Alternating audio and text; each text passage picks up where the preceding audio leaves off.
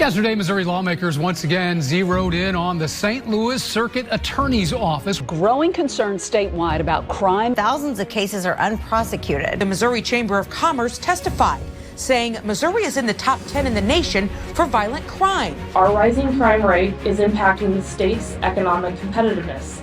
We hear from businesses from St. Louis, from Kansas City, from Branson, from Waynesville, from Versailles.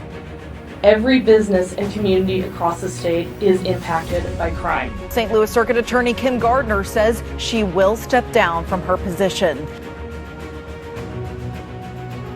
We believe that ESOPs are incredibly important, especially when we're in a global competition for jobs. We believe it's vital to make sure that we have every tool that we can to attract employees and also retain employees.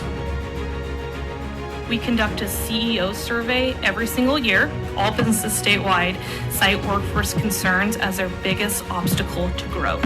House Bill 417 is the Upskill Credentials Bill. It is put in place to try to help businesses that are needing workers that have more skill than they currently have. The final total was $2.8 billion to expand I-70 all the way across the state. I think the end result is going to be something that, quite frankly, generationally will transform that artery across the state.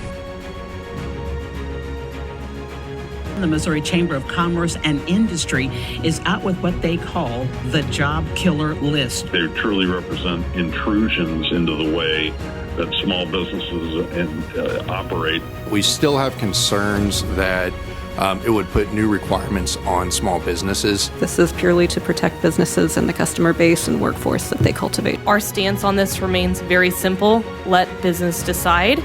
Missouri has a free enterprise system, so we do not believe that government should be intervening